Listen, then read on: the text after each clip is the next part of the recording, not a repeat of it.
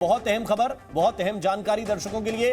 Rover को चांद पर ऑक्सीजन के सबूत मिले हैं। सल्फर, एल्यूमिनियम और कैल्शियम का भी पता चला है। क्या क्या तत्व हैं चांद की मिट्टी में, यह हम आपको बता रहे हैं। आयरन, क्रोमियम, टाइटेनियम और सिलिकॉन। हाइड्रोजन की खोज अभी जारी है। इसरो ने ट्वीट करके जानकारी दी है। इस वक्त की बहुत महत्वपूर्ण खबर, बहुत अहम खबर। चंद्रयान पर रोवर लगातार जानकारियां भेज रहा है। वहां से इसरो ने ट्वीट करके जानकारी दी है कि रोवर को चांद पर ऑक्सीजन के सबूत मिले हैं। बहुत अहम खबर। हाइड्रोजन की खोज अभी जारी है। सल्फर मिला है, एल्यूमिनियम, कैल्शियम भी मिला है। इसके साथ साथ आयरन, क्रोमियम, टाइटेनियम और सिलिकॉन के कण भी मिले हैं। हालांकि हाइड्रोजन की खोज अभी जारी है। और ये बड़ी खबर है कि चांद पर, चांद की धरती पर, चांद की मिट्टी में कौन कौन से एलिमेंट्स हैं, कौन कौन से तत्व हैं, इससे जुड़ी हुई डिटेल जानकारी रोवर भेज रहा है चांद की धरती से। चांद की सतह पर क्या क्या है, हमारे साथ ज्यादा जानकारी के साथ प्रणय उपाध्याय इस वक्त जुड़े हुए हैं। प्रणय, जरा बताइए, ये बहुत बड़ी खबर है कि टाइटेनियम भी है, क्रोमियम भी है और ऑक्सीजन भी है। बिल्कुल, बहुत महत्वपूर्ण ये खोज कही जा सकती है। और खासतौर पर जिस तरीके से वैज्ञानिक अन्वेषण किया जा रहा था, जिस तरीके से वैज्ञानिक आकलन किया जा रहा था, अब उन आकलनों के ऊपर एक तरीके से कहा जाए कि पुष्टि की मुहर लग गई है।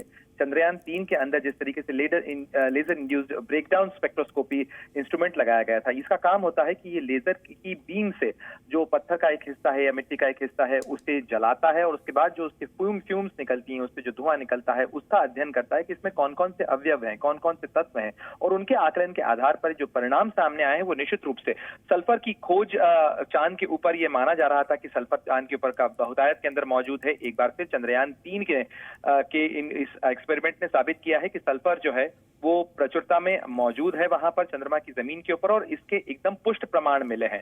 चंद्रमा के दक्षिणी ध्रुव के ऊपर ये पहली बार कोई मानवीय प्रयोग है जिसने ये साबित किया है कि सल्फर वहां पर बहुतायत के अंदर मौजूद है। और इसके अंदर इसके जो प्रमाण मिले हैं वो ये साबित करते हैं कि इसमें किसी तरीके की कोई आशंका या शंका नहीं है। इसके अलावा वहां पर एल्यूमिनियम मिला है, वहां पर कैल्शियम मिला है, आयरन मिला है यानी लोहा मिला है, इसके अलावा क्रोमियम है, टाइटेनियम है, मैंगनीज है और इसके अलावा सिलिका और इसके अलावा ऑक्सीजन भी वहां पाया गया है। हाइड्रोजन की खोज जारी है और हाइड्रोक्सिल का तत्व आप अच्छी तरीके से जानते हैं कि चंद्रयान 1 ने ये खोजा था कि हाइड्रोजन के जो पानी है जो कि हाइड्रोजन और ऑक्सीजन से मिलकर बनता है, उसके हाइड्रोक्सिल तत्व वहां पर मौजूद हैं। हाइड्रोजन की मात्रा फिलहाल इसकी पुष्टि नहीं हुई है अभी तक। लेकिन प्रणय, ये हम जो बात चंद्रयान 1 के द्वारा कर रहे थे वो साउथ पोल नहीं था, लेकिन साउथ पोल पर भी ऑक्सीजन के अगर सबूत मिल रहे हैं और पुख्ता जानकारी रोवर की तरफ से दी जा रही, कितनी बड़ी बात है ये निश्चित रूप से बहुत बड़ी बात है। और बहुत बड़ी बात इस लिहाज से है कि भविष्य के अंदर ये जो परिणाम है ये निश्चित रूप से दुनिया भर के जो मून को लेकर या चंद्रमा को लेकर जिस तरीके के वैज्ञानिक आकलन है और योजनाएं हैं उनकी जमीन को मजबूत करेंगे। चंद्रमा के दक्षिणी ध्रुव पर पहली बार कोई मानवीय प्रयोग हो रहा है और इन मानवीय प्रयोगों के परिणामों से जो नतीजे सामने आएंगे ये निश्चित रूप से केवल भारत ही नहीं, इसरो ही नहीं, बल्कि दुनिया भर की अंतरिक्ष एजेंसियां इन परिणामों के ऊपर नजर लगाए हुए हैं। इन परिणामों पर उनकी नजर है क्योंकि भविष्य की कई योजनाओं की दशा और ये तमाम परिणाम तय करेंगे। क्या भविष्य में चांद से खनिजों का आयात किया जा सकता है, वहां से लाया जा सकता है, उन खनिजों का किस तरीके से इस्तेमाल किया जा सकता है, यदि ऑक्सीजन वहां पर मिलती है, यानी ये अपने आप में एक बहुत बड़ी बात होगी। क्योंकि आप अच्छी तरीके से जानते हैं ऑक्सीजन जीवन है, जीवनदायिनी जो प्राण वायु है वो ऑक्सीजन है। और अगर ऑक्सीजन वहां पर मिलती है, हाइड्रोजन अगर वहां पर उसके तत्व पाए गए हैं, चूंकि हाइड्रोक्सिल वहां पर पहले पाया जा चुका है और दक्षिणी ध्रुव के ऊपर खोज जो एक महत्वपूर्ण ऑब्जेक्टिव है, उद्देश्य ये भी है कि अगर चंद्रमा का दक्षिण ध्रुव जो कि आमतौर पर छाया में रहता है, वहां पर जल तत्व पाया जा सकता है, वहां पर वो प्रिजर्व हो सकता है और उसकी खोज लगातार की जा रही है। और हाइड्रोजन यदि पाई जाती है तो हाइड्रोजन और ऑक्सीजन का मिलने का मतलब होता है वहां पर जीवन की संभावना हो सकती है, क्योंकि हाइड्रोजन और ऑक्सीजन से पानी तैयार हो सकता है। बिल्कुल, ये बहुत ही महत्वपूर्ण है क्योंकि हवा और पानी दो ही चीजों की जरूरत होती है। ऑक्सीजन के कण मिले हैं, ऑक्सीजन से जुड़े हुए एलिमेंट्स मिले हैं, हाइड्रोजन की खोज अभी जारी है और चंद्रयान 3 की ये एक बड़ी सफलता है। चंद्रयान 3 का रोवर लगातार जानकारियां भेज रहा है। अगले कई दिन तक ये जानकारियां इसी तरह से डिटेल जानकारी आती रहेगी। इससे पहले तापमान से जुड़ा हुआ एक ग्राफ भी इसरो की तरफ से शेयर किया गया था जिसमें चांद की सतह के तापमान के बारे में एक स्टडी की गई थी और वो जानकारी भी जारी की गई थी। इसके अलावा भी कई और तस्वीरें वैज्ञानिकों के पास हैं जिनका अभी अध्ययन चल रहा है। तो धीरे धीरे साफ होगा कि हाइड्रोजन की चंद्रयान मिशन से जुड़ी हुई ये बड़ी खबर है। इसरो ने चांद पर ऑक्सीजन के सबूत होने का दावा किया है। चंद्रयान 3 ने चांद पर पहुंचने के 5वें दिन दूसरा ऑब्जर्वेशन भेजा है। इसके मुताबिक चंद्रमा की सरफेस पर ऑक्सीजन मौजूद है। चांद के साउथ पोल पर सल्फर की मौजूदगी का भी पता चला है और इसके अलावा चांद की सतह पर एल्यूमिनियम, कैल्शियम, आयरन, क्रोमियम और टाइटेनियम की भी मौजूदगी की जानकारी मिली है। जबकि हाइड्रोजन की खोज अभी चल रही। दो तस्वीरें जरा देखिए। चांद पर ऑक्सीजन के सबूत भेजे हैं रोवर ने। रोवर जांच कर रहा है, वहां पर जो सरफेस की मिट्टी है उसको खंगाल रहा है, उसकी जांच की जा रही है। तो क्या क्या मिला है अब तक? ऑक्सीजन के कण मिले हैं, पहली बड़ी जानकारी और बहुत अहम जानकारी। ऑक्सीजन के सबूत मिले हैं, सल्फर की जानकारी मिली है। इसके साथ साथ अगर हम बात करें तो सल्फर के अलावा कई और तत्वों के बारे में जानकारी मिली है। तो क्या क्या रोवर ने खोजा है वो हम आपको बता रहे हैं। इसके अलावा एल्यूमिनियम मिला है। इसरो का यह दावा है कि एल्यूमिनियम भी चंद्रमा की सतह पर है। इसके अलावा कैल्शियम के बारे में भी जानकारी रोवर ने भेजी है और कैल्शियम के साथ साथ अगर बात करें तो आयरन यानी कि लोहा भी चंद्रमा की सतह पर है। क्रोमियम के कण भी मिले हैं। इसके अलावा टाइटेनियम के कण भी मिले हैं, सिलिकॉन के कण भी मिले हैं और अभी भी रोवर आगे अपने परीक्षण कर रहा है, जांच कर रहा है। चंद्रमा की सतह पर लगातार रोवर चल रहा है और एक एक जानकारी इसरो तक भेज रहा है। और इसरो के मिशन चंद्रयान 3 को सफलतापूर्वक चांद पर 6 दिन और 4 घंटे हो चुके हैं। इस दौरान चंद्रयान के लैंडर विक्रम से निकलकर प्रज्ञान रोवर कई जानकारियां इसरो को भेज चुका है। मगर अब प्रज्ञान को चांद पर एक अनजान दुश्मन से डर भी सता रहा है, जो प्रज्ञान के मिशन के 14 दिन पूरे होने के बाद उसके लिए बड़ा खतरा बन सकता है। आखिर कौन है प्रज्ञान का वो अनजान दुश्मन और 7 दिन बाद रोवर का क्या होगा? इन सवालों के जवाब जानने के लिए देखिए हमारी स्पेशल रिपोर्ट।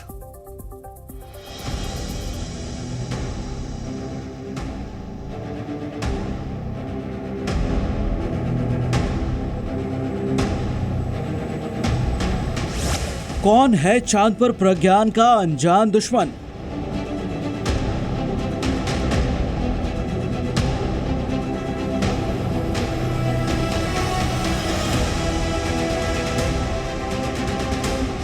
क्या 14 दिन में खत्म हो जाएगा मिशन चंद्रयान?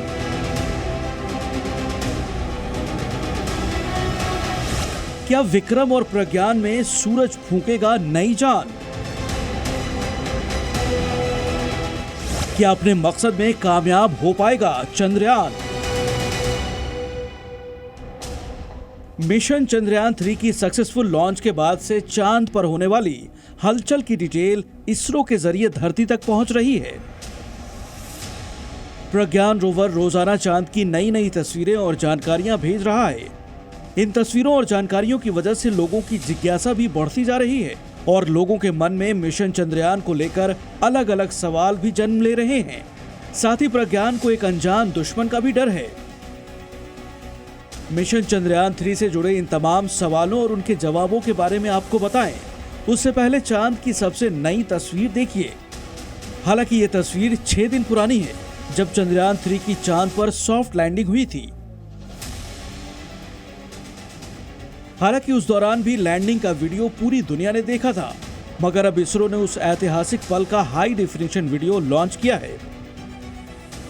करीब 3 मिनट 19 सेकंड के इस वीडियो में चंद्रयान के चांद पर उतरने के आखिरी पल हैं, जिसे विक्रम लैंडर में लगे कैमरे ने रिकॉर्ड किया है।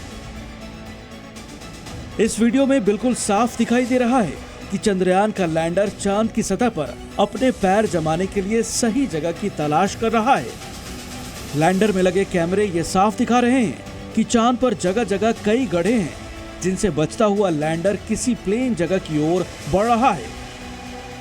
और जैसे ही वो जगह मिलती है जो बिल्कुल बराबर है, तो स्पेसक्राफ्ट लैंड कर जाता है।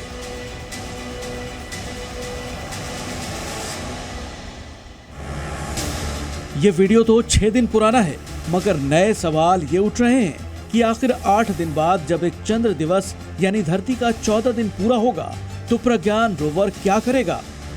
क्या चांद पर रात होते ही अंधेरा प्रज्ञान का दुश्मन बन जाएगा? क्योंकि ये सबको पता है कि चांद की सतह पर चहलकदमी कर रिसर्च में जुटा रोवर सोलर पैनल के सहारे काम करता है। और चूंकि अभी चांद पर दिन है तो सूरज की रोशनी से सोलर पैनल चार्ज हो रहा है। मगर प्रज्ञान का क्या होगा जब चांद पर दिन खत्म होगा और रात होगी, जब चांद के दक्षिणी ध्रुव पर अंधेरा छाएगा, जब चांद का तापमान -180 डिग्री हो जाएगा। दरअसल चंद्रमा के दक्षिणी ध्रुव पर कुछ गढ़ों में तापमान 0 से 203 डिग्री तक नीचे चला जाता है, क्योंकि ये गड्ढे अस्थायी रूप से छाया वाले इलाके हैं जहां अरबों साल से सूरज की रोशनी नहीं पड़ी है। ऐसे में सोलर ऊर्जा से काम करने वाले प्रज्ञान रोवर के लिए इतनी ठंड में टिक पाना मुमकिन नहीं होगा। मगर वैज्ञानिकों के हवाले से मिली जानकारी के मुताबिक चंद्रमा की सतह पर रिसर्च करने के बाद विक्रम लैंडर और प्रज्ञान रोवर स्थायी रूप से चांद पर तैनात रहेंगे। ये दोनों पृथ्वी पर वापस नहीं लौटेंगे। हालांकि 14 दिन पूरा होने के बाद विक्रम और प्रज्ञान निष्क्रिय हो जाएंगे। लेकिन इसरो के वैज्ञानिकों को उम्मीद है कि जब चंद्रमा पर फिर से दिन होगा और सूरज की रोशनी पड़ेगी तो विक्रम और प्रज्ञान के फिर से सक्रिय होने की संभावना है, जो भारत के चंद्र अभियान के लिए बोनस या कहें इनाम साबित होगा।